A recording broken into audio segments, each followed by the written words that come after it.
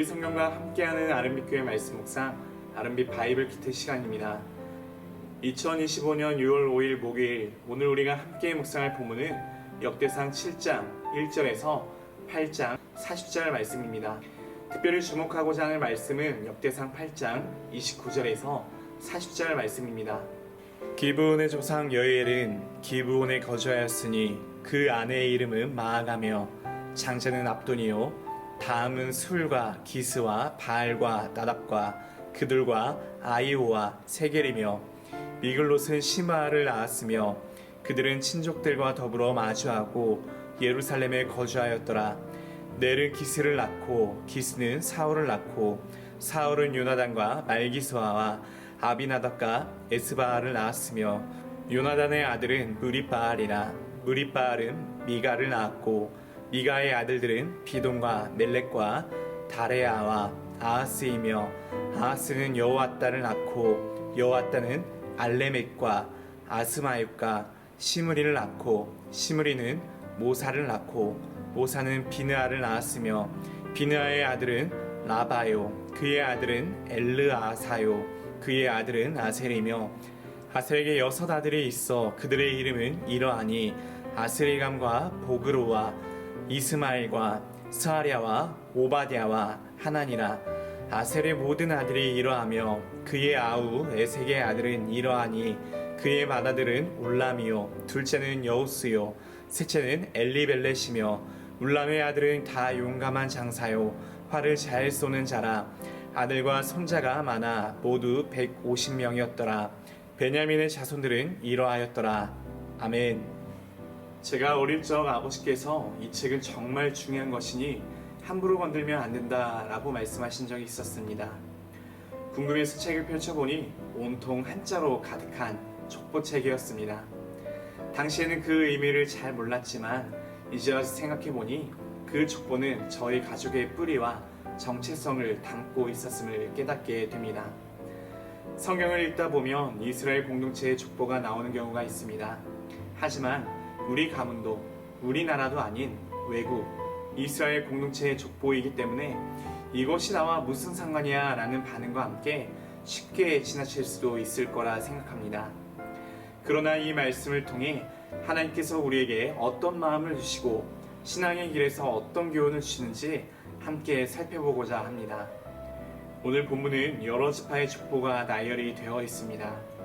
이 사람들의 이름은 그저 단순하게 혈통을 기록하려는 것이 목적이 아닙니다. 이 족보는 바벨론 포로에서 돌아온 이스라엘 백성들에게 우리는 하나님의 언약 백성이다. 우리의 뿌리는 하나님 안에 있다는 정체성을 회복하도록 기록되었습니다. 따라서 오늘 이 족보를 이스라엘 공동체적으로 바라보면 포로기 이후 공동체의 재건과 신앙의 회복을 위한 중요한 메시지였을 것입니다. 역대서는 바벨론 포로기 이후 무너진 공동체가 회복되기를 원하는 마음으로 쓰여졌습니다.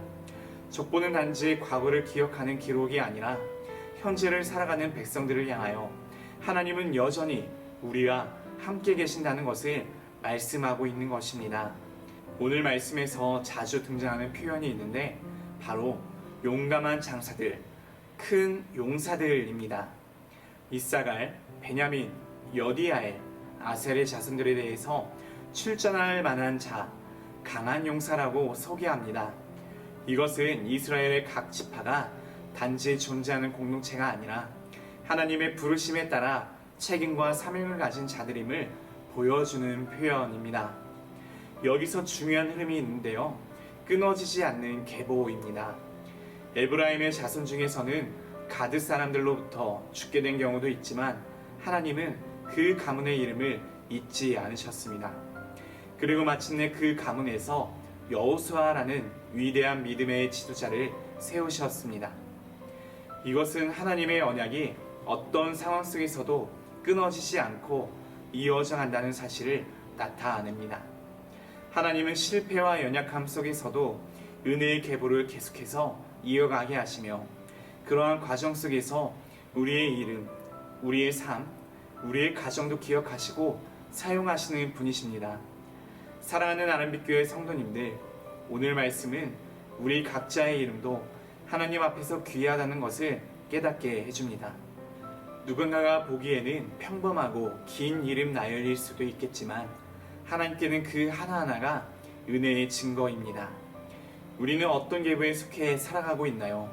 하나님은 오늘도 우리를 믿음의 족보 속에 기록하시고 그 이름 위에 사명을 새기고 계십니다.